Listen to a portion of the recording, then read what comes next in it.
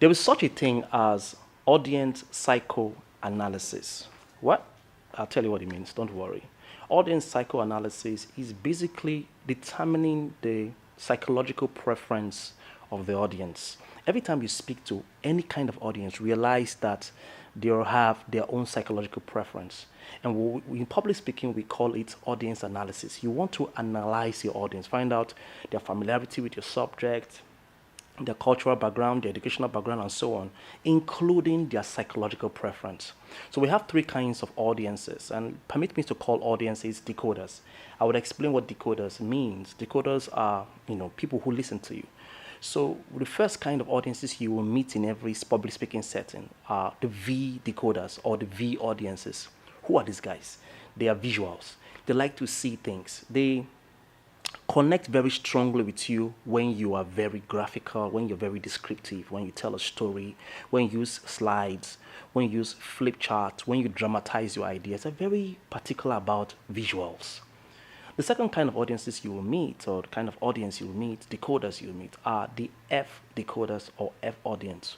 Who are these guys? They are called the feeling audience. They want you to be very passionate, enthusiastic. They want you to sound excited. They want to feel, they're sensitive to your words. And they are particular about the emotions as part of your that is integrated with your words. They connect with you when you're very eloquent, when you're very emotional. If you're monotonous in your speaking, you lose touch of them or with them. The last kind of persons are what I call the content or conservative decoders. Who are the content or conservative decoders? These people are not interested in your razzmatazz, you're moving here and there. They want you to just go straight to the point. They're particular about your content. They may not even they're expressionless, emotionless. I mean, I've had cause to speak in some events and they're just looking at me, staring at me like zombies. And I'm wondering whether it's about what I'm saying. But these guys are taking down notes and they're not reflecting what you're saying. Don't worry, they're just conservative communicators. So you need to realize that all three will be in every public speaking setting. The moment you go into a public speaking setting to speak, realize that you're going to be dealing with them.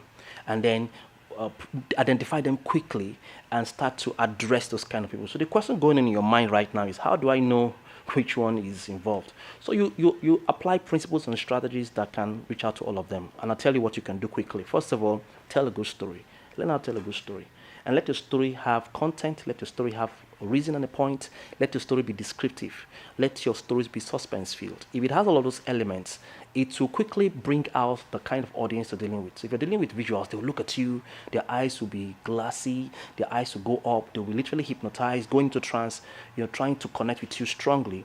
If you're talking to emotional people, they will lean out forward, looking at you, staring at you. They may even say, preacher, word, those kind of people.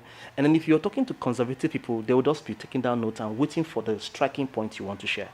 So a story helps you to distinguish what kind of audience that you're dealing with.